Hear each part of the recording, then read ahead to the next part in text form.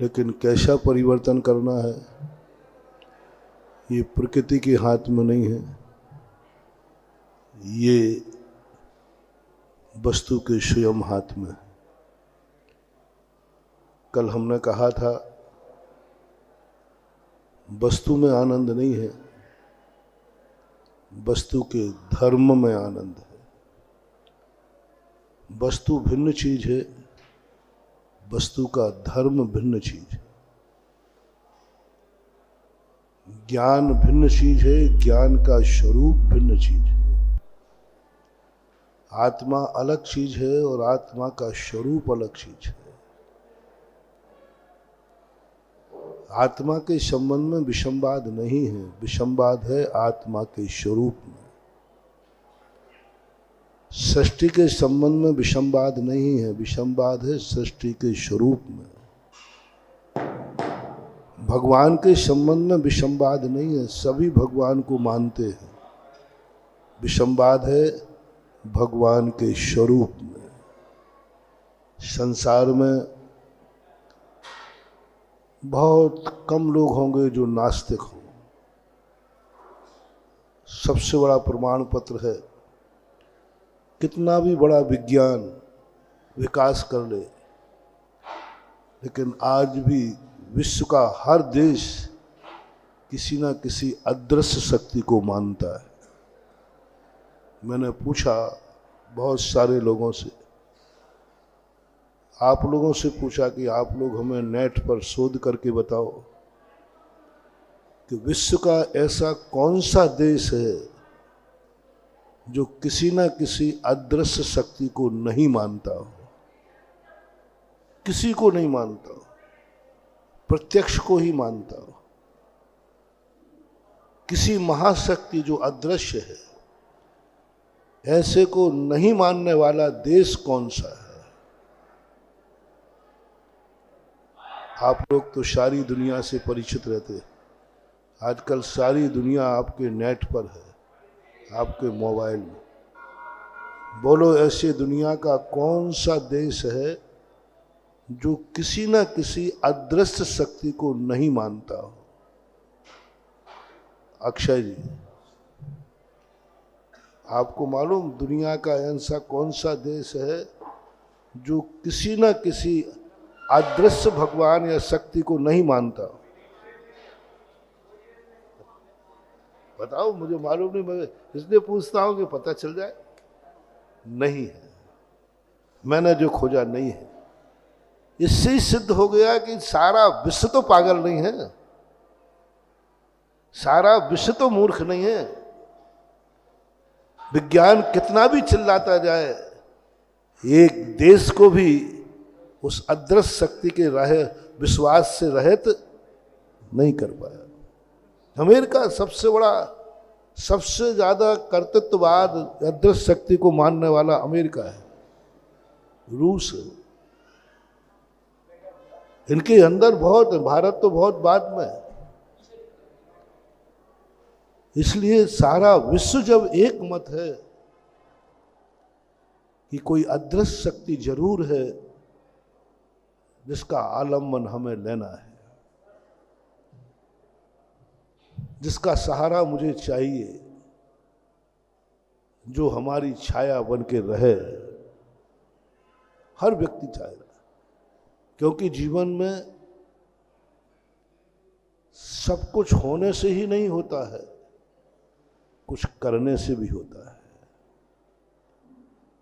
होने से ही सब कुछ नहीं होता, जो होना है वह हो रहा है, होगा नहीं, कुछ करने से भी होता है। कुछ किया भी जाता है, देखा भी जाता है। करोति क्रिया यदि समाप्त हो जाती तो न व्यक्ति धर्म रहता और न व्यक्ति के पास कर्म रहता। धर्म जो है, होता जगत स्वयं परिणाम, जग का मैं क्या करता काम। यदि ऐसा होता तो दुनिया में से धर्म भी खत्म हो जाता और कर्म भी खत्म। क्या करना है? जो हो रहा है हो रहा है। कोई क्यों व्यापार करेगा? जो होगा सो होगा। कर्म और धर्म को यदि दुनिया में आज जीवित है, कर्म और धर्म को आस्था और श्रद्धाएं जो जीवित, पुरुषार्थ जो जीवित है, वह सब अस्ति और भवती क्रिया के ऊपर आधारित नहीं है, कुछ करोति क्रिया पर आधारित है। अब करोति क्रिया में दो बातें आती हैं। मेरी जिंदगी में कोई ऐसी शक्ति आ जाए जो मेरा काम कर दे, जो मेरा काम कर दे। इस पक्ष में विश्व का बहुत बड़ा भाग है। विश्व का 90 क्या 99% भाग है कि कोई ऐसी महाशक्ति दुनिया में है जो इस सृष्टि को चलाती है, सृष्टि को बनाती है, सृष्टि को मिटाती है। तो बहुतायत लोग तो इसी उसमें बैठे हुए हैं कि कोई ऐसी महाशक्ति मुझे सिद्ध हो जाए, प्रसन्न हो जाए, जिससे मेरे सारे काम वह शक्ति कर दे। लेकिन विश्व का एक जैन दर्शन ऐसा है, जिस जैन दर्शन में भगवान को स्वीकार करते हुए भी, भगवान की सत्ता स्वीकार करते हुए भी अपने काम भगवान से नहीं कराना चाहता, भगवान से ऐसी आत्मा की शक्ति चाहता है कि हे प्रभु, मुझे ऐसी शक्ति प्रदान करो कि मैं अपना खुद इतना शक्तिमान हो जाऊं कि मेरे सब कार्य मैं स्वयं कर लूं। अब देखना, भगवान में अंतर नहीं आया, भगवान को सब मान रहे हैं, भगवान के स्वरूप में अंतर आ गया। भक्ति में अंतर नहीं आया, सभी भक्ति कर रहे हैं, भक्ति के स्वरूप में अंतर आ गया। आनंद भक्ति में नहीं, भक्ति के स्वरूप में है। भगवान में नहीं, भगवान के स्वरूप में। वस्तु में नहीं, वस्तु के स्वरूप में है। स्वरूप समझो, वह वस्तु का स्वरूप। कितना अंतर आ गया। एक कहता है हे भगवान सब मेरे काम करो, क्योंकि आप दुनिया के कर्ता हैं। आप चाहें तो हमारी जिंदगी मिटा सकते हैं, आप चाहें तो ये दुनिया को बना सकते हैं, आप चाहें तो दुनिया को जिस रूप में चाहे वो तेरी मर्जी से होगा, जो तू चाहता है वैसा ही होगा। ऐसी विचारधारा भक्तों की है, भक्तों की, ये भक्तों की है, भगवानों की नहीं। ऐसी विचारधारा भक्तों की है कि हमारी वह महाशक्ति हमारी जिंदगी के हर कार्य करे। कुछ भगवान भी ऐसे हो जाते हैं, कुछ लोग ऐसे हो जाते हैं। आप लोगों में भी कभी ऐसा विचार जागता है, मैं चाहूं तो इसकी जिंदगी मिटा दूंगा, मैं चाहूं तो इसकी जिंदगी बना दूंगा। बस यहीं से शुरुआत होती है कर्तृत्ववाद की। और ऐसा कर्तृत्ववाद सब लोगों की जिंदगी में कभी ना कभी आता है। आप लोगों से शेयर करना चाहूंगा कि ऐसा भाव तुम्हें कभी आया क्या? मैं चाहूं तो इस चींटी को मार डालूंगा, मैं चाहूं तो बचा लूंगा, मैं चाहूं तो इस पत्ते को तोड़ दूंगा, मैं चाहूं तो इस पत्ते को सींच दूंगा, मैं चाहूं तो इसको बर्बाद कर दूं, मैं चाहूं तो इसको बना दूं। ऐसा परिणाम कभी किसके पास नहीं आया, ये बताएं। वो चाहे चींटी का हो, चाहे एक पत्ते का हो, चाहे एक कागज का हो। चाहूं तो मैं इसको फाड़ के टुकड़े कर दूं और चाहूं तो मैं तस्वीर में जोड़ दूं। मैं चाहूं तो ऐसा परिणाम बता दो किसका कभी नहीं आया हो। झूठ मत बोलना।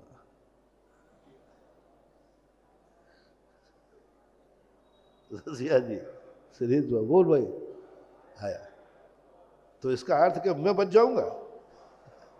मैंने तो नहीं कहा कि मैंने नहीं आया। आता है,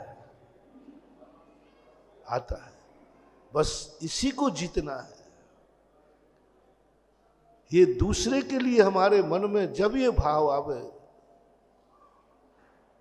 यही तो अहंकार है, यही तो कर्तृत्व है। मैं चाहूं तो ऐसा कर सकता हूं। जैन दर्शन इसका विरोधी है। जैन दर्शन कहता है तुम स्वचतुष्टय को नकार रहे हो। और पूज्यवर कुंदकुंज स्वामी तो बार बार ये कहते हैं, तू किसी को मार नहीं सकता, आयु क्षयण मरणम। उसकी आयु के क्षय से वो मरेगा, तू मात्र निमित्त बन सकता है। तो ऐसी विचारधारा भक्तों में भी है कि कोई शक्ति ऐसी है जो मेरे कार्य कर देगा, और ऐसी विचारधारा स्वयं में है कि मैं कुछ दूसरे का कर सकता हूं। ये दोनों विचारधाराएं कहीं ना कहीं हमारे लिए अच्छा संकेत नहीं देंगे। और वही विचारधारा को थोड़ा पलट ले। अब जैन दर्शन देखो, भक्ति का स्वरूप बदलता है। भगवान आप मेरी जिंदगी में कुछ नहीं कर सकते, आपका स्वचतुष्टय मेरे काम नहीं आ सकता, आपका किया हुआ कर्म मेरे काम नहीं आ सकता, आपकी सर्वज्ञता मेरे काम नहीं आ सकती, आपका अनंत सुख कुछ नहीं, किंचित मात्र भी। जैन सम्यक दृष्टि कहता है भगवान का किंचित मात्र भी हमारे लिए कुछ नहीं मिल सकता, और वो दे भी नहीं सकते। लेकिन हम भक्ति करेंगे क्यों? जब वो कुछ दे नहीं सकते, ले नहीं सकते, तो भक्ति क्यों करना? हमें आपकी शक्ति नहीं चाहिए, आपके संसर्ग में आने से हमारी खुद की शक्ति प्रकट हो जाती है। हम बुझे हुए दीपक हैं, हम बुझे हुए दीपक हैं, और आपके दीपक में हमें प्रकाश नहीं मिलेगा। आप दीपक हैं, आप सूर्य हैं, आप शातिशा सूर्य हैं, आप चंद्र हैं, आप प्रकाश पुंज हैं, आप प्रकाश रूप हैं। ये महिमा अपन भक्ति में गाते हैं भगवान की। आप सब कुछ हैं, आप शक्तिमान हैं, आप प्रकाशमान हैं, आप सर्वज्ञ हैं, आप ज्ञाता दृष्टा हैं, सारा तीन लोक आप में झलकता है, आप बहुत बड़ा ज्ञान है, लोकालोक अलोक आकाश तक है। ये सब अपन गाते हैं। लेकिन अब यहाँ तक गाते हैं, सभी गाते हैं। अब सम्यक दृष्टि जैन कहता है क्यों जा रहे हो भगवान की लाइट में? बोले नहीं। भगवान का प्रकाश चाहिए? बोले नहीं। तो फिर क्यों जा रहे हो? अपनी निंदा करता है, मैं अंधकार में हूँ, मेरा अंधकार रूप है, मैं अंधकारमय हूँ, अपनी निंदा करता है। मैं अपावन हूँ, मैं पतित हूँ, जितनी निंदा करना चाहे करता है, और भगवान की प्रशंसा करता है। बस समझ लेना अब बहुत बड़ा मामला प्रकट होने वाला है। भक्ति का अर्थ ही यही है, अपने आराध्य को सब कुछ मान लो, किंचित मात्र भी कमी मत रखना। जब भी जिस चीज की आराधना की जाती है, संपूर्ण वही है, संपूर्ण वही। शंभु स्तोत्र पूज्यवर समंत भद्र महाराज ने लिखा, हर भगवान का कोई ना कोई विशेषण दिया। तो मैंने कहा कि दूसरे भगवान में विशेषण नहीं है क्या? हे सुमतनाथ, भगवान आपकी बड़ी बुद्धि सुमति थी। तो मैंने कही पदम प्रभु की क्या उनकी कुमति थी? हे अजितनाथ, भगवान आपने जन्म लिया तो सारे शत्रु नतमस्तक हो गए। तो क्या ऋषभ देव से लड़ बैठे? मतलब जिस चीज को, जिस भगवान को पकड़ना है उसी को सब कुछ निछाओ। अरे भाई कुछ गुण आदिनाथ में बताओ, कुछ इनमें बताओ, अलग अलग स्तुति करो ना। लेकिन नहीं, जब जिस भगवान की स्तुति करते हैं पूज्यवर, उस समय उसको सब कुछ मान लेते। उनको ये होश ही नहीं है कि अभिनंदन नाथ भगवान को भी हम अभी छोड़ के आए। उनको ये भी होश नहीं है अभी मुझे पद्म प्रभु भगवान का अर्घ चढ़ा। उनके पास तो जितनी ताकत थी सब कुछ जिस भगवान की स्तुति कर रहा है उस पर समर्पित कर दिए। मुनि सुब्रत नाथ भगवान,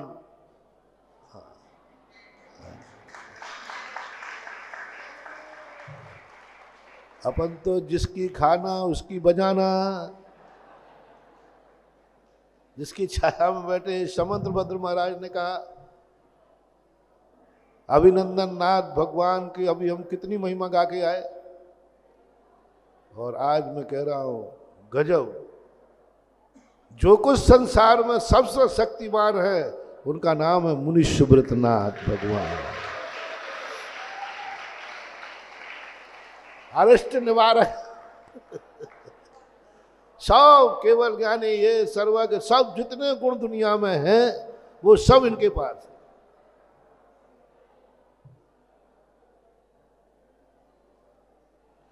अच्छा बताओ ये सूत्र अकेले आदिनाथ पे लगेगा क्या? यही शांत राग रुचि भी परमाणु विस्तम निर्मापित स्त्रिभुवनैक ललाम भूत तावंत एव खलुते प्रणवा पृथिव्याम यत्ते समान अपरम। ये जो परमाणु की बात कही ये आदिनाथ में ही कही कि मुनिस्मृत में भी लागू है? नहीं, इनके परमाणु जनरल होंगे। अभिनंदनाथ भगवान के परमाणु जनरल होंगे, विशेष है नहीं। ये भक्ति की एक आदर्श परंपरा, ये भक्ति का स्वरूप जिसके सामने तुम नतमस्तक हो रहे हो, स्तुति कर रहे हो। भूल जाओ कि अभिनंदन नाथ भगवान हैं, भूल जाओ कि नमीनाथ भगवान हैं, हो जाओ समर्पित कि मुनि सुब्रत नाथ भगवान हमारे सामने हैं, यही सब कुछ है। जितने तुम्हारे पास ताकत हो, जितने तुम्हारी भक्ति हो, जितना गुण हो, बस अन्यथा शरणम नास्ति तुम्हें शरणम। इनसे बड़ा कोई हो ही नहीं सकता, इनसे महान कोई हो ही नहीं सकता, इनसे शक्तिमान कोई हो ही नहीं सकता। ऐसा परिणाम आवे उसी समय नमोस्तु कर लो, जाओ तुम्हारा बेड़ा पार हो गया। और तुमने कहा कि नहीं मुनि सुब्रत नाथ भगवान आप तो अभी कल ही बैठे हो, तुमसे ज़्यादा शक्ति तो अभिनंदन नाथ भगवान में है, तो फिर यहाँ की भक्ति करना तुम्हारा मानस। ये कला पूज्यवर समंत भद्र महाराज ने 24 भगवानों की स्तुति में ऐसा कोई भी गुण नहीं है जो प्रत्येक तीर्थंकर में लागू नहीं होता। हे कुंथनाथ भगवान, आपने कुंथु जीवों की रक्षा की। अरे कुंथनाथ भगवान ने छोटे छोटे जीवों की रक्षा की, तो इसका अर्थ है कि शांतिनाथ ने, धर्मनाथ ने नहीं की है। तो भक्ति का स्वरूप पूज्यवर कहते हैं, हम जिसको लक्ष्य बनाते हैं, जिसको साध्य बनाते हैं, वही हमारा पूर्ण संपूर्ण है। और उसके सामने जब स्वयं की बात आ जाए तो जितने निकृष्टतम शब्द हों, जितना निकृष्टतम दुर्गुण हो, वो सब मेरे में है, स्वयं में है, ऐसा अनुभव करो, अनुभव में लाओ। नहीं है तुम्हारे में दुर्गुण, नहीं है, मैं मानता हूं, लेकिन सर्वगुण संपन्न के सामने रहो तो सर्व दुर्गुणों की अनुभूति करो, अनुभूति करो। क्योंकि ये कौन है? सर्वगुण संपन्न देवादि देव अरहंत है। इनके सामने जाने का अर्थ है कि सर्व गुण इनमें है और सर्व दुर्गुण बोलो मेरे। पूज्यवर ज्ञान सागर महाराज ने एक बहुत अच्छी बात लिखी। भगवान के सामने गए, बोले तू सब दुर्गुणों से संपन्न है। बोले भगवान इसमें मेरी क्या गलती है? मैं दुर्गुणी हूं, मैं अज्ञानी हूं, मैं रागी द्वेषी हूं, इसमें मेरी कोई गलती नहीं है। ये सब गलती आपकी है। देखना, मैं दुर्गुणी हूं, ये गलती मेरी नहीं, ये गलती आपकी है। क्योंकि जितने गुण थे वो सीमित थे, वो सब आपने समेट के रख लिए। हमें क्या मिला? बचे जो वही तो मुझे मिलेगा। क्या गजब कर दिया। जितने गुण थे वो सब, संसार में दो चीजें हैं, गुण और दुर्गुण। तो गुण तो सब आपने समेट लिए, हमारे पास क्या बचा? तो उसे दो चार गुण छोड़ देते तो हमें मिल जाते। तो ये गलती आपकी है कि आपने सारे गुण ले लिए, इसलिए हम दुर्गुणी हैं। इसलिए भगवान नाराज मत होना, गलती आपकी है। भक्ति का एक बहुत, कभी कभी भगवान के प्रति कितना बड़ा ये प्रशंसा है भगवान की कि निंदा है। बहुत बड़ी प्रशंसा मान हुआ। मैं क्या करूं, मैं दुर्गुणी हूं तो हूं, आपके पास तो सारे गुण बचे ही नहीं। और यही बात भक्तांबर स्तोत्र में कहा, सारी दुनिया में मैं घूम आया भगवान। आप कहोगे कि सारी दुनिया में घूम आया, अब आया मेरे पास। भगवान सुनो सुनो, आप डांटना मत। मन्ने वरम हरिहरादय एव दृष्टा। भगवान अच्छा हुआ मैं सारी दुनिया में घूम आया। यदि घूमने नहीं जाता तो आपके पास आकर के भी मन कहता कि वहां कुछ अच्छा होगा। है ना, डांट पड़ने के पहले ही उन्होंने स्वीकार। तो अपने आप को अंधकारमय प्रतीत करो, आराध्य को प्रकाशमय प्रतीत करो। दो प्रकाश कभी मिलाना नहीं, दो प्रकाश कभी मिलते नहीं, दो प्रकाशों के मिलने से कोई मतलब नहीं। दो दीपक जला दो, क्या होगा? प्रकाश से प्रकाश नहीं मिलाना, प्रकाश से प्रकाश नहीं मिलता, प्रकाश प्रकाश की भक्ति नहीं करता। प्रकाश और अंधकार जब मिले, समझ लेना भक्ति प्रकट होने वाली है। जैन दर्शन ने कहा पहले अंधकार और प्रकाश को समष्टि बैठा लो। भक्ति इसलिए नहीं की जाती कि दो ज्ञानी व्यक्ति मिलेंगे, नहीं, एक ज्ञानी और एक अज्ञानी का मिलना जरूरी है। तुम अज्ञानी बनो तो ज्ञान मिलेगा। तुम पहले से जाओ भगवान से, भगवान मैं कोई कम ज्ञानी नहीं हूं, फिर भी महाराज आप प्रवचन दो। मुझे कम ज्ञानी मत समझना, मैं बहुत ज्ञानी हूं, फिर भी देखता हूं तुम में कितना ज्ञान, महाराज प्रवचन तो दो। देने वाला प्रवचन देगा नहीं, और दे भी देगा तो तुम्हें कुछ उससे हासिल होने वाला नहीं है। ज्ञान किसी से लेना है तो पूर्ण अज्ञानी बन जाओ। पूर्ण अज्ञानी, अनुभूति करो, अनुभव में लाओ, मैं पूर्ण निपट अज्ञानी हूं, मुझे कुछ नहीं आता। बस अब आप ज्ञानी की संगति कर लेना, अब ज्ञानी को खोज लेना, ज्ञानी के दो वचन सुन लेना, तुम्हारे लिए ज्ञान का भंडार भर जाएगा और तुम्हें वो निधि मिल जाएगी। लेकिन पहले तुम्हें अज्ञानी बनना पड़ेगा, सामने वाले को ज्ञानी मानना पड़ेगा।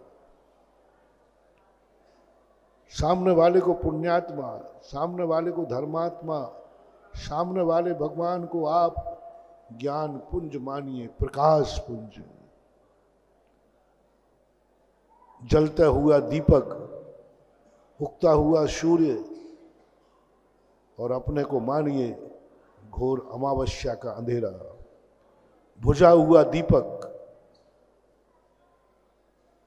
ये अनुभूति जब भक्त को होती है तो वह भक्त भगवान के पास जाता है। दोनों भगवान के पास जा रहे हैं, दोनों अंधकार में हैं।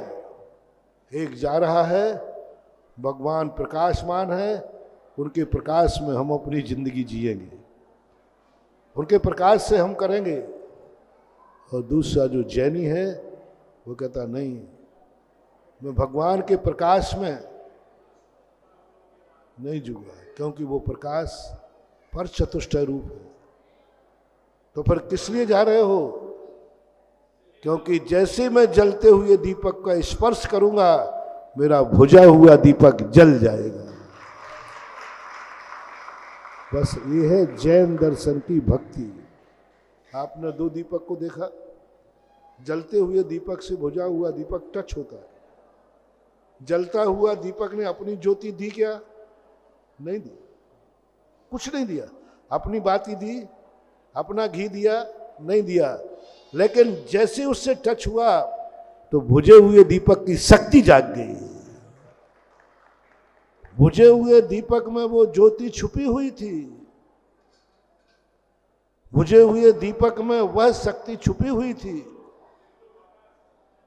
भगवान के जलते हुए दीपक ने अपना कोई प्रकाश नहीं दिया, उसकी छुपी हुई ज्योति को जागृत कर दिया। यह है जैन दर्शन। भगवान के पास हम इसलिए आते हैं कि हमारी शक्तियां जाग जाती हैं। हम भक्ति इसलिए करते हैं कि भगवान से कुछ मिल जाएगा, नहीं, हम खुद समर्थ हो जाएंगे, हम खुद शक्तिमान हो जाएंगे। वंदे तद्गुण, बस एक सबसे बड़ी, मुझे इनके गुण नहीं चाहिए, मैं इनके गुणों की वंदना करूंगा तो ये गुण मेरे में प्रकट हो जाएंगे। ऐसा अनुभूति, ऐसी परिणति जब आती है तब ये भक्ति वास्तविक रूप से प्रकट होती है। तो इस दुनिया को कुछ अपने हाथ में ही है। हमें अपनी जिंदगी किस तरीके से जीना है, किस तरीके से अपना वैभव बनाना है, ये प्रकृति के हाथ में नहीं है, ये हमारे हाथ में है। अंधेरे में जिंदगी गुजरना है, गुजर जाएगी, और प्रकाश में जिंदगी गुजरना है तो वो भी गुजरेगी। प्रकृति में जन्म दे सकती है, भाग्य से जन्म हो सकता है, मौत भी हो सकती है। जीवन भाग्य से नहीं, जीवन हमारे हाथ में है। उसी के परिणाम स्वरूप धर्म की उत्पत्ति हुई। अब धर्म को भी दो लोग से करते हैं व्यक्ति, एक संसार के लिए और एक परमार्थ के लिए। दोनों में भक्ति है, दोनों में शक्ति चाहिए। एक कर्म करने की शक्ति मांगता है और एक धर्म करने की शक्ति मांगता है। जब व्यक्ति धर्म करने की शक्ति मांगे, दरवाजा तो यही है, चाहे कर्म की ताकत प्राप्त हो चाहे धर्म की, आना तो यहीं पड़ेगा। रावण ने संसार का वैभव चाहा, लेकिन माला तो उसने भगवान की ही फेरी ना। चाहे तुम संसार चाहो चाहे परमार्थ चाहो, कोई ना कोई ऐसी अदृश्य शक्ति हमारे जीवन में आना चाहिए जिस कारण से हमारे अंदर छुपी हुई शक्तियां कर्म और धर्म की जागृत हो जाए। अनादिकाल से भारतवर्ष में मां जैन दर्शन का मूर्ति पूजा सबसे प्राचीन है, सबसे प्राचीन, इससे प्राचीन कहीं नहीं। जमीन के अंदर से जितनी मूर्तियां निकलती ज्यादातर जैनियों की निकलती। सबसे बड़ी चीज, भगवान के रहते हुए भी जिनेंद्र की मूर्तियां थी समूषण। बाद में जाकर के दुनिया ने इसका अनुकरण किया। सामने तीर्थंकर बैठे हैं तब भी मूर्ति की पूजा होती थी। समूषण में जाने वाला मूर्ति को नमस्कार किए बिना भगवान के दर्शन नहीं कर सकता।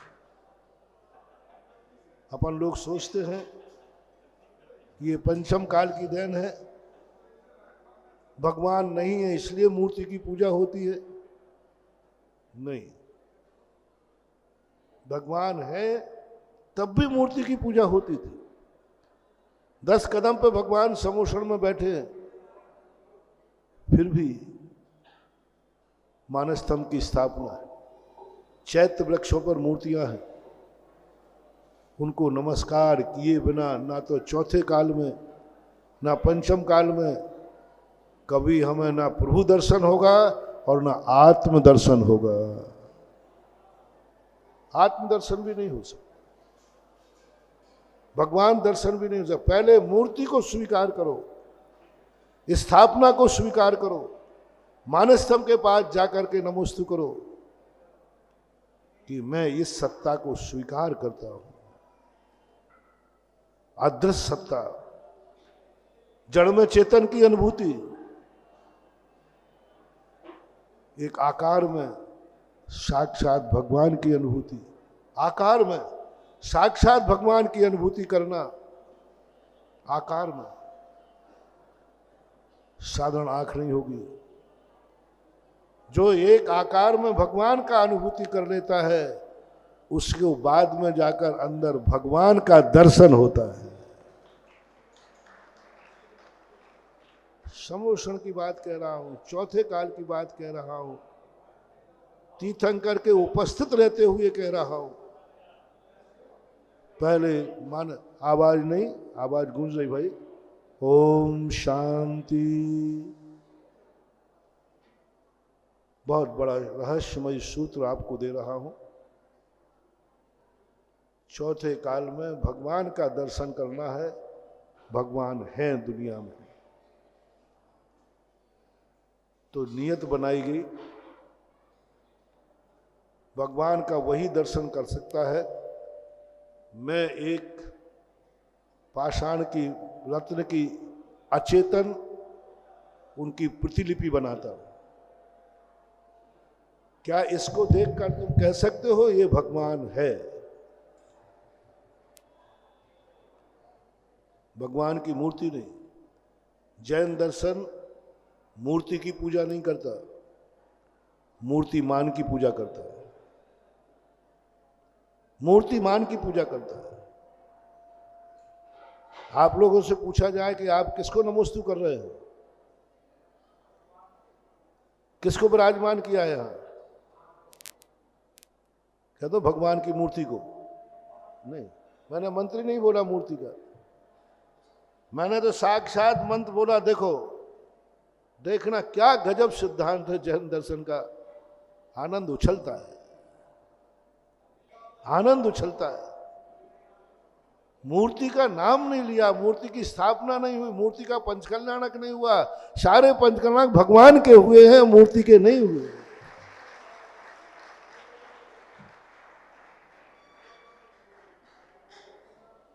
यदि हुए हैं तो कोई मां के लाल माई माई हो कि भगवान की मूर्ति को गर्भ में ले जाके दिखाए, मूर्ति को, भगवान को नहीं। चलो छोटी सी मूर्ति दे दूंगा और गर्भ में लाए और मूर्ति पर, भगवान मूर्ति को जन्म दिया इस माता ने। मूर्ति को जन्म दिया था कि जिनेन्द्र को जन्म दिया था? चैत वदी नौमी तिथि जन्म्या श्री भगवान। भगवान का जन्म हुआ, मूर्ति का जन्म नहीं हुआ, मूर्ति का पंचकल्याणक नहीं हुआ। कोई चर्चा मूर्ति, पांचों कल्याणक जो हुए भगवान के। मूर्ति का कल्याणक होता तो मूर्ति बनाने वाले शिल्पी बनते, माता पिता। इस मूर्ति का निर्माता कौन है? वो शिल्पी जयपुर का। भगवान का बहुत बड़ा रूप, एक आकार में। मूर्ति पूजा नहीं, भगवान की पूजा। मैंने स्थापना, एक मंत्र है, ओम नमो सब सिद्धानम सद्द चक्राधिपते परम मंदिरे कूटे। ये तो दूसरा आ गया, एक और था। अष्टकर्म के दौरान उनको पूरा का पूरा योग दिया। अरहंत भगवान का, अनंत चतुष्टय संपन्न, 46 दोष गुण संपन्न, 18 दोष रहित, अष्टकर्म रहित, देवादि देव, मुनिष्यव्रतनाथ भगवान, सिंहासने स्थापनम करो, स्थापन किया, भगवान का स्थापन। और आपके दर्शन करते करते बोलो ये कौन है, मन से बोलो भगवान, वचन से बोलो, काया से नमस्कार करो भगवान है, सब तरफ से भगवान है।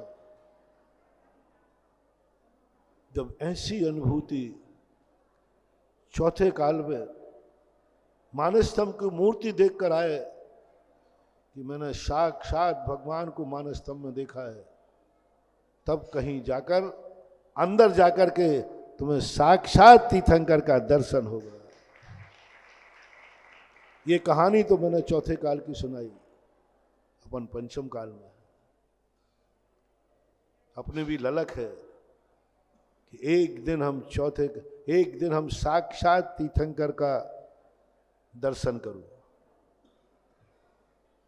रज्जन बाबू, भावना है साक्षात तीर्थंकर के दर्शन करने की, भगवान के दर्शन करने की भावना है कि नहीं? और हम कहें कि तुम्हें एक दिन तुम साक्षात भगवान का समूषण बनाओगे, तो भावना है साक्षात समूषण कुबेर बन करके बन, सबकी भावना है कि नहीं? आज एक आशीर्वाद दे रहा हूं, सब लोग एक दिन साक्षात भगवान का दर्शन करें। सबकी सहमति क्या है? नहीं कहे क्या है? एक दिन साक्षात समूषण बनाओ कुबेर बनकर साक्षात, ऐसा आशीर्वाद दूं तो लोगे कि नहीं? जोर से बोलो। हाँ, मुंह बाए बैठे हो। लो रास्ता बता रहा हूं। हर भक्त चाहता है, हर समूषण में व्यक्ति जाता है, उसकी भावना यही होती है मैं भगवान का दर्शन करने जा रहा हूं, मैं आज जिनेन्द्र देव का दर्शन करूंगा। कुबेर को देखकर लगता है कि वो दिन कब आएगा मैं समूषण बनाऊंगा। जाता है मानसस्तंभ के पास, रुक जाओ, कहां जा रहे हो? बोले भगवान का दर्शन करने। नियति कहती है, नियोग कहता है, ये बैठा है भगवान मानसस्तंभ में। नहीं नहीं, ये भगवान का दर्शन नहीं करना मुझे, ये तो मूर्ति है, मैं तो अंदर वाले भगवान का, तो उठा के बाहर फेंक दिए जाओगे, तुम भगवान के दर्शन कभी कर नहीं पाओगे। जैसे ही वो मूर्ति को देखता है नमस्कार कर लेता है और सोचकर दंग रह जाता है भगवान स्वरूप ऐसा है। और ऐसा जैसे उनके अंदर भाव आता है, सम्मान के साथ अंदर जाकर साक्षात तीर्थंकर का दर्शन करता है। अब आप पंचम काल के जीव हैं, हम सब पंचम काल के जीव हैं, भगवान का दर्शन करने की ललक है। तो महानुभाव मोटिवेशन धारणा बना लो, जब भी जिनेन्द्र देव की मूर्ति दिखे उसको देखते ही साक्षात भगवान की अनुभूति करना। जाओ, तुम्हारा पुण्य का उदय आने वाला है, अगली पर्याय में तुम्हें साक्षात भगवान का दर्शन होगा। क्योंकि आज तुम्हें जब जब मूर्ति दिखे अनुभूति करना है, ये साक्षात मुनि सुब्रतनाथ, साक्षात जिनेन्द्र देव हैं, साक्षात की अनुभूति होना है। बस अनुभूति की बात है, ये साक्षात है नहीं। साक्षात भगवान तो सिद्धालय में बैठे हैं। मुनि सुब्रतनाथ भगवान की टोंक शिखरजी में है, वहां से वो मोक्ष चले गए और मोक्ष से कभी लौट कर वो आएंगे नहीं, ये भी हमें पता है। भगवान कहाँ चले गए? मोक्ष चले गए। चले गए ना? गए हैं कि नहीं? बस हो गया तुम्हारा बेड़ा पार, कुछ नहीं होना। भगवान मुनि सुब्रतनाथ की टोंक शिखरजी में है कि नहीं? और ये भी पता है कि जो सिद्धालय एक बार चला जाता है वो कभी लौट के नहीं आता। ये तीन बातें तुम्हें जब तक याद रहेंगी बंधुओं, तुम्हें इस मूर्ति में भगवान का दर्शन नहीं होगा। मुनि सुब्रतनाथ भगवान बहुत पहले हुए हैं, वो दीक्षा लेकर शिखर जी से मोक्ष पधारे हैं और वे कभी लौट के नहीं आएंगे। ये अपन ने स्वाध्याय कर लिया है, धारणा बन गई है, सबकी धारणा, मेरी भी है। और जब तक हमें इनके दर्शन करते समय यदि मुझे शिखर जी याद आ जाए, इनके दर्शन करते हुए हमें आ जाए तो मोक्ष में बैठे हैं, हमारी भक्ति व्यर्थ हो जाएगी। भूल जाओ, भूल जाओ। ये बहुत बड़ी गलती हो गई अपनी कि अपन ने ये ज्यादा ज्ञान कर लिया कि भगवान मोक्ष पधार गए हैं, सम्मेद शिखर से पधार गए हैं, अब भक्ति प्रकट नहीं होगी। अब तुम्हारा मंदिरों में मन नहीं लगेगा। नकली माल में किसका मन लगता है? बोलो भाई धन्य कुमार। नकली माल है और तुम्हें मालूम नहीं असली है, तो उसके प्रति आपकी कितनी रुचि होगी? होगी नहीं। अपन को पहले ही मालूम है ये नकली है और ये असली है, अब रुचि नहीं बनेगी, भक्ति नहीं बनेगी, श्रद्धा नहीं बनेगी, क्योंकि हमारे मन में अनुभव में आ रहा है कि मुनीश्वरनाथ भगवान मोक्ष पधार चुके हैं फलानी टोंक से। कूट का नाम भी है उसका। कौन से कूट से गए मुनीश्वर? कूट से मोक्ष पधार गए हैं और वो कभी लौट कर नहीं आएंगे, ये पक्का है। ये धारणा जब तक रहेगी महानुभाव, हमें भक्ति की सिद्धि नहीं होगी। बहुत खतरनाक है ये पढ़ाई, ये स्वाध्याय, ये खतरनाक हो गया, बहुत खतरनाक हो गया। हमने सम्मेद शिखर जी जाकर गलती की। ओम शांति। भाई देखो आवाज नहीं करे। सम्मेद शिखर जाके गलती की, मुनीश्वरनाथ टोंक का ज्ञान करके गलती की, और ये ज्ञान करके गलती की कि भगवान मोक्ष चले गए और सिद्धालय में हैं और अब वो कभी लौट करके, ये बहुत बड़ी गलती हो गई, बहुत बड़ी गलती हो गई।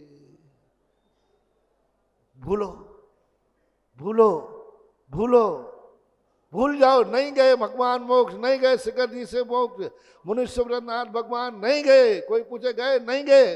मन कहे गए हैं, तुमने शिखर जी की वंदना की थी, मालूम फलानी टोक, बोले सब बेकार है, सब झूठा है, मेरे मुनीश्वरनाथ शिखर जी से मोक्ष नहीं गए, नहीं गए, नहीं गए। क्या सबूत है तुम्हारे पास? ये बैठे।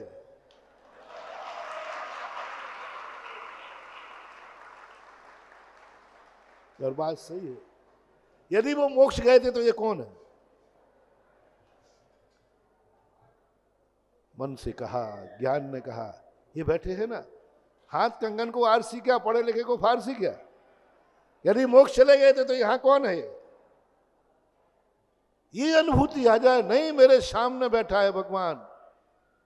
लिखा होगा शास्त्रों में कि मोक्ष में पधार चुके, लिखा होगा कि शिखर जी से मोक्ष गए, गए होंगे हम वंदना करने।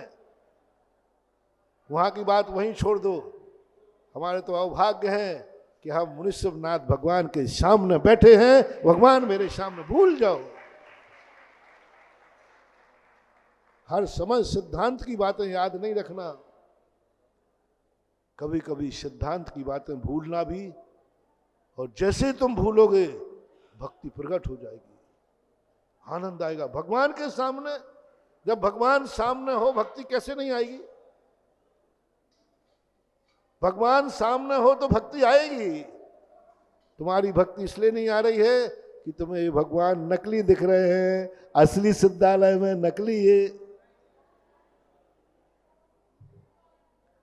बालम विहाय जल संस्थित बिंदु बिंब मन्या क्षति जना। भगवान हमें क्या लेना देना? चंद्रमा सही है कि चंद्रमा आकाश में है, पक्का है ना? है। बालक को चंद्रमा चाहिए। सबसे बड़ा पूज्यवर मानतंग आचार्य महाराज ने मूर्ति पूजक का समर्थन किया, श्रद्धा जगा दी, आस्था जगा दी। उन्होंने कहा कि मुझे मतलब नहीं चंद्रमा कहाँ है। बालक जब चंद्रमा देखता है कठौती में पानी में, तो बोलो उसको नकली चंद्रमा की अनुभूति होती है कि असली की? बालक की बात कर रहा हूं।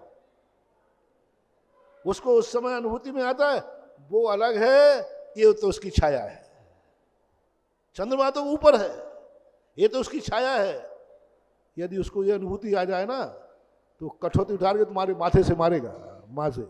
मुझे नकली दिखा रही है, मुझे नकली चंद्रमा दिखा रही है, असली तो वो है।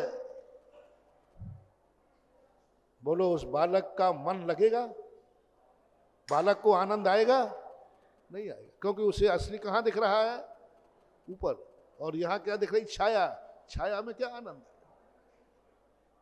गजब गजब कर दिया पूज्यवर ने।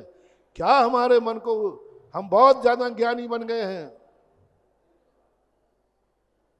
बहुत ज्यादा ज्ञानी बन गए। मैंने पहले ही कहा था, किसी महाज्ञानी के सामने अज्ञानी बन जाना,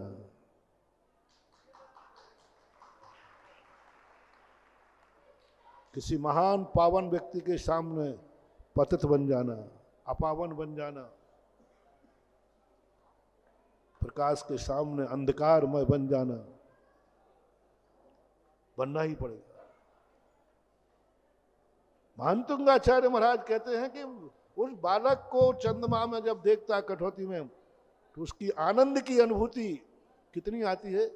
हाँ, कह रहे थे लोग, चंदा मामा दूर के, हाँ, सब कह रहे थे। देखा, मैंने बुला दिया ना, देखो ये है चंद्रमा।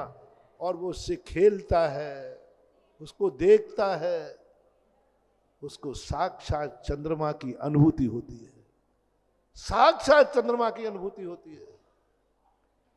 इसलिए हे ज्ञानियों, पंडितों, मंदिर में आओ तो बालक बन जाओ और कहो, मैं साक्षात भगवान को देख रहा हूं। बस यहां बालक बन जाना। ये पंडिताई ज्ञानों की बातें, सिद्धांत की बातें, तत्व की बातें, सिद्ध भगवान सिद्धालय में है, भूल जाओ। भूल जाओ कि ना भी भगवान आदिनाथ का पंच कल्याणा कितने साल पहले हुआ था। याद करो, भगवान का पंचकल्याण 2 दिन पहले हुआ था। भूल जाओ, ये सब कल्पनाएं, ये सब सिद्धांत। भगवान के पंच कल्याणा कितने साल पहले हुए थे? नहीं। कौन कहता है हुए? कौन कहता है मेरे सामने हुए? आदिनाथ का पंच कल्याणक मेरे सामने हुआ। कौन कहता है नहीं हुआ? अब कोई सिद्धांतवादी कहे, महाराज जी आपकी उम्र क्या है? उम्र मत पूछ, ये पूछ, मेरे सामने मेरे देवादिदेव जिनेन्द्र देव का पंचकल्याणक हुआ है। मैंने अपनी आंखों से देखा है, सगी आंखों से देखा है। क्या है श्रद्धा की आंख? जो मिट चुका है उसको जीवित कर रहा है, जो हो चुका है उसको जीवित कर रहा है। ये पंचकल्याणक हो चुके लाखों करोड़ों अरबों साल पहले, और भक्त अनुभव कर रहा है ये पंचकल्याणक मेरे सामने हो रहा है। सत्य क्या है? सत्य क्या है?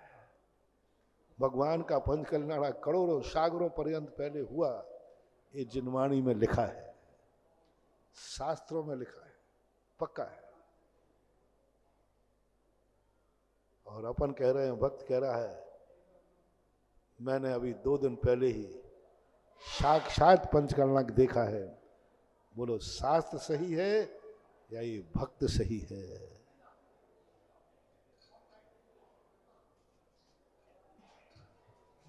शास्त्र सही है या भक्त सही है? हिम्मत करो, हो हिम्मत तो। डरना मत। नहीं नहीं, वो शास्त्र सही है। बेटा गया काम से, काय को करोड़ों रुपया बर्बाद किए, काय को लाखों रुपए बर्बाद किए, क्योंकि सही का पंचकल्याणक तो बहुत पहले हो गया। डरो मत, साथ झूठे हों या साचे मुझे कोई मतलब नहीं है।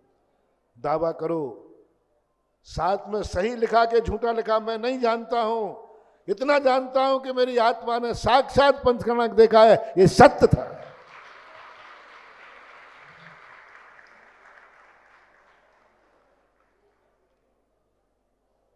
मैं तो 7 झूठे हैं मैं नहीं कहूंगा, लेकिन ये दावा करता हूं मैं झूठा नहीं हूं। तो भाई ये बता दे, तो 7 झूठे हैं क्या? बोलना मत, गड़बड़ मत कर देना। मैं तो नहीं बोलूंगा। 7 झूठे हैं कि साचे, मैं नहीं बोलूंगा।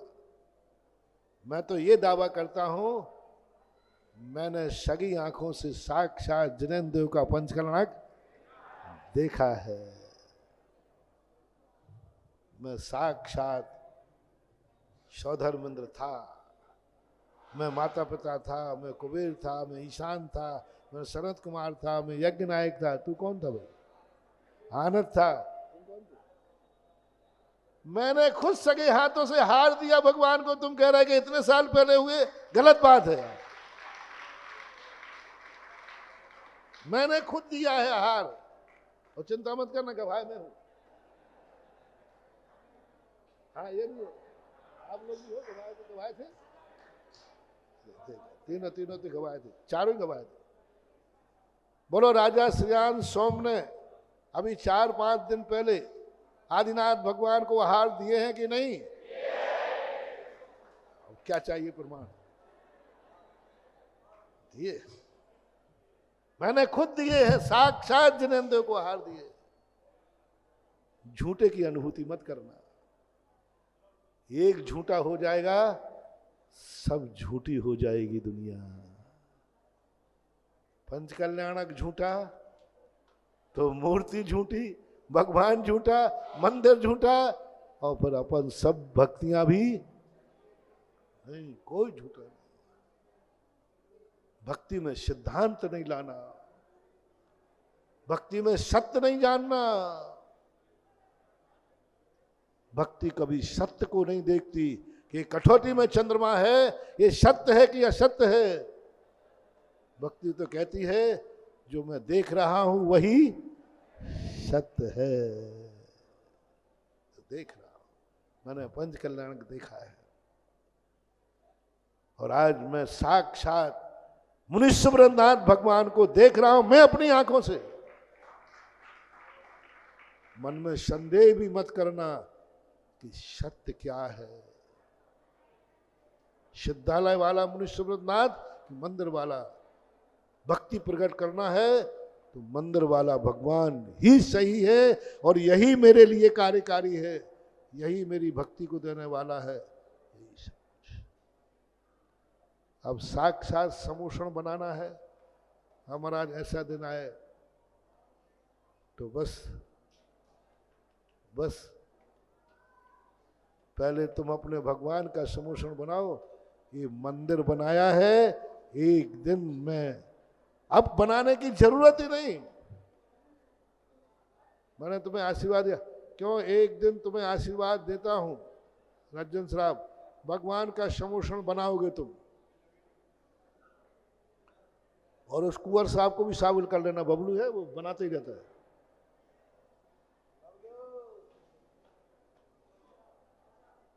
अब ये नकली समूषण बनाते बनाते इसके पापा ने कहा, बेटा नकली समूषण बनाते बनाते पंचकर्णा तो जिंदगी निकल गई। ये थर्माकोल का बनाते बनाते वो थर्माकोल के बनाते बनाते ऐसा परिणाम हुआ कि आज ये कटनी में साक्षात समूषण बना रहा है। थर्माकोल का बनाता है, यूं बनाता है, और तुम्हारे वो 2-4 घंटे में बन जाता है, और हमें बैठा दे तो भगवान बैठा लो, बैठो।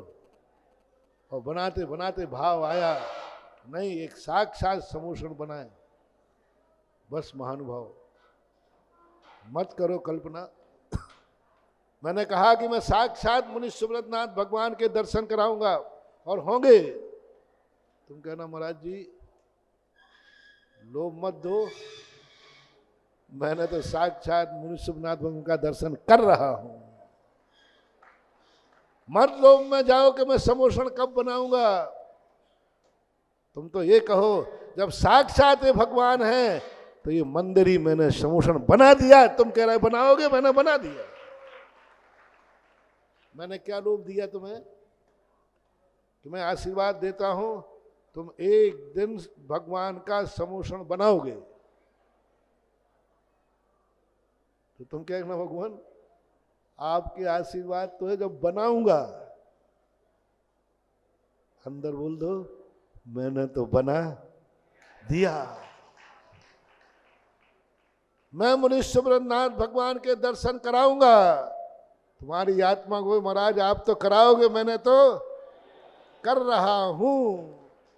आपने कहा समोषण बनाओगे, मैंने तो बना दिया है। बस बना दिया भगवान, यही तो समोषण है। समोषण किसे बोलते हैं? जहां भगवान बैठते हैं वो समोषण कहलाता है। और जब भगवान बैठ गए तो ये मंदिर अपने आप समोषण हो ही गया। ऐसी अनुभूति हो, ऐसी अनुभूति से जब आत्मा गुजरती है तब कहीं जाकर के ये भक्ति प्रकट होती है। एक दिन यहाँ आया था 10 साल पहले, बहुत मुश्किल में अंदर तक आया था, पीछे से आया था। जहाँ से आए, यहाँ से नहीं, इधर से आए, पीछे से आए थे। बिहड़ जंगल था। आज देखो ये मंदिर नहीं बना है, ललितपुर के लिए एक तीर्थ बना है।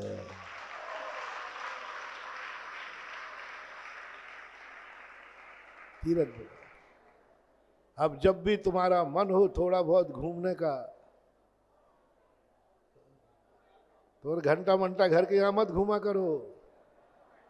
शाम को उठा करके मुनीश्वरनाथ जिनालय आ जाया करो।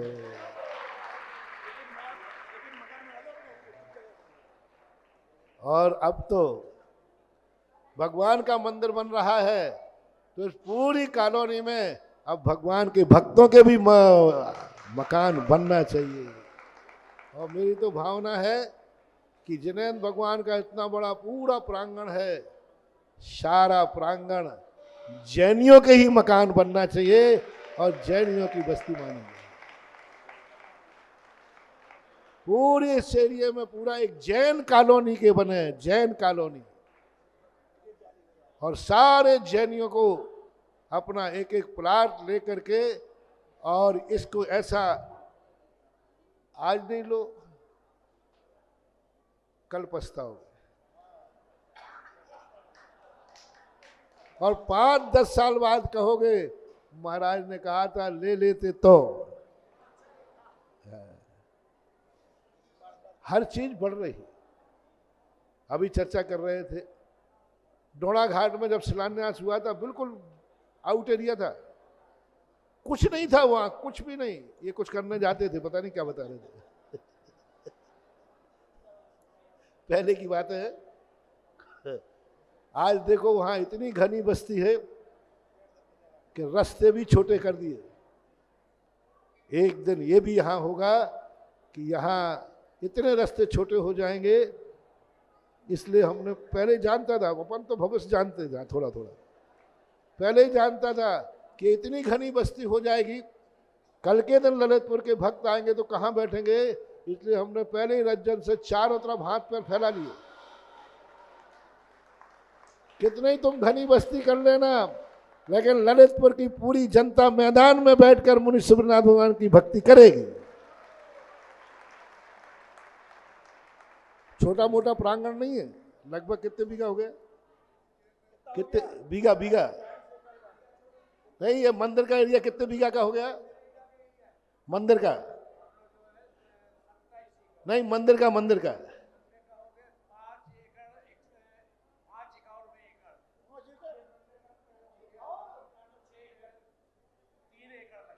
3 वो, अब बोलो 3 एकड़ का में मंदिर है और 3 एकड़ में स्कूल है, 6 एकड़ जमीन है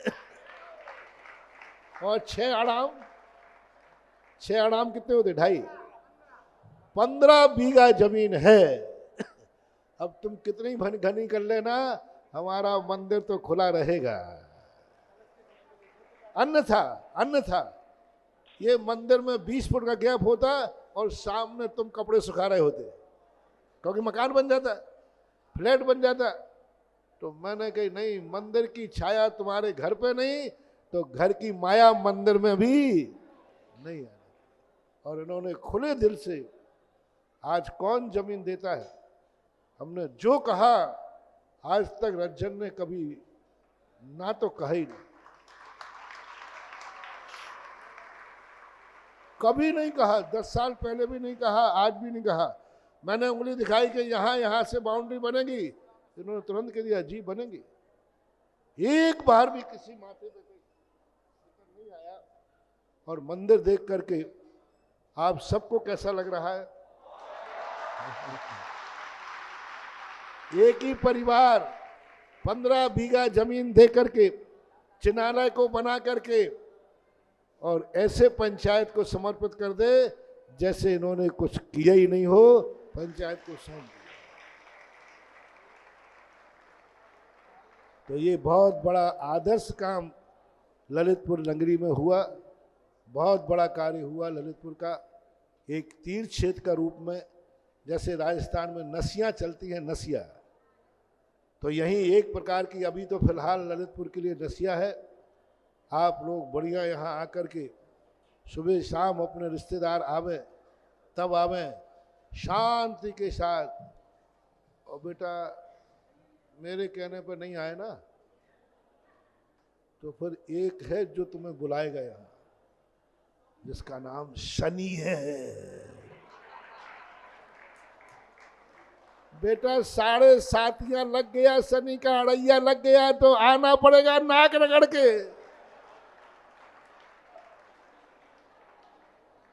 हाँ, क्योंकि शनि ग्रह निवारक किनको मानते हैं सब लोग? हाँ, पर ध्यान रखना, यहाँ शनि देवता को तेल का दीपक मत चढ़ा देना। ये शनि मनुष्य व्रतनाथ भगवान का एक आज बहुत बड़ा जिनालय बन गया है और ललितपुर के लिए बहुत बड़ी सौगात बनी। और सामने बंदा है, सब देखो सामने बंदा, चारों तरफ का वातावरण बहुत शुभ है। ये बहुत बड़ा शुभ संकेत है, बहुत अच्छा है। और इन्होंने जो समर्पण दिखाया ये सारे भारत के लोगों को अनुकरणीय है। सब लोग बना करके जो थोड़ा सा मंदिर बनाते हैं 7 पीढ़ियां कब्जा करती हैं। हाँ, ललितपुर में भी है। बाप दादों ने बेदी बनाई थी और पोता कहता मेरी बेदी, तुम इसको छू नहीं सकते, मेरी बेदी। वो सब बेदियों पे नाम डले, लेकिन यहाँ इन्होंने कहा नहीं, मेरा मंदिर नहीं, ये सारे समाज का मंदिर है। और इन्होंने 24 के कुछ भगवान ला के दे दिए, बोले किसी को भी विराजमान करना हो विराजमान करे। और आज भी इनका कहना है, पहले मंदिर बनते थे तो पहला सीढ़ी और अंतिम कलश सेठ कह देते साहब अब हमारे पास पैसा नहीं है, सब मंदिर में लग गया, कलशारोहण करना है और सीढ़ी बनाना है चढ़ने वाली, आप लोग सब चंदा इकट्ठा करके दे दो। लोग कहते सेठ जी आपके पास पैसा खत्म हो गया, अरे 2, 4, 5 करोड़ तो अभी हम ही को देना है, तुम्हें कहो दे दें? बोले नहीं भैया वो सब बातें हैं, हमारे पास कुछ नहीं बचा। तो सेठ झोली फैला करके सब से चंदा इकट्ठा करता था और मंदिर की सीढ़ियाँ और कलशारोहण करवा देता था। जब लोग कहते थे भैया मंदिर बनाया आपने, बोले हमने नहीं बनाया, फर्स्ट इंप्रेशन इज, पहली सीढ़ी समाज की है और अंतिम कलशा भी समाज का है, तो ये मंदिर भी पूरा समाज का है। इस परंपरा से जो व्यक्ति मंदिर बनाकर देते हैं वे हमेशा पुण्य के भागीदार होते हैं, सुख समृद्धि का भागीदार होते हैं। इसलिए आज अपन भगवान तो विराजमान हो चुके हैं, आप करना है कलश की स्थापना, पहली सीढ़ी भी बन गई है। आज सब लोग भैया इस मंदिर के लिए जितने लोग आए हैं इतना तो यहाँ दान दे के ही जाना जिससे मंदिर की सीढ़ियाँ बन जाए। कितना दान देना, इतना तो दान दे के जाना, कोई भी बिना दान के नहीं जाएगा। महिला पुरुष कोई ना कोई आज दान देगा, गुल्लक में डाल देना, इतना डाल देना कि मंदिर की सीढ़ियां बन जाए। और इतना आज कोई बोली ले ले वे कि मंदिर का कलशारोहण हो जाए। उन्होंने खुशी खुशी कह दिया, दुनिया चाहती है कि मैंने मंदिर बनाया, मैंने वेदी बैठा ली, मैंने मूर्ति बनाई, मैं ही कलशारोहण करूंगा। उन्होंने कहा नहीं महाराज, जब बार बार प्रश्नों में कहते हैं ऐसा मंदिर निर्माता होना चाहिए, तो मैं महाराज की हर बात मानूंगा और कलशारोहण भी समाज के लिए समर्पित करता हूं। हाँ, ये समाज के ही व्यक्ति हैं कि बाहर के? हाँ, समाज का व्यक्ति मैं बन करके मेरी श्रद्धा होगी तो मैं भी बोली, लेकिन मंदिर निर्माता के नाम से नहीं लूंगा, ललितपुर का श्रावक के नाते भली विचार कर लूंगा। समझ में अंतर आ गया ना? मंदिर निर्माता और मालिक के नाम से मैं नहीं लूंगा, भली समाज का मैं भी एक श्रावक हूं, तो श्रावक नाते आज हो जाए। कलशारोहण कौन करेगा? 5 मिनट के अंदर आपको समय दिया जाता है, उसके बाद फिर अपने ओर की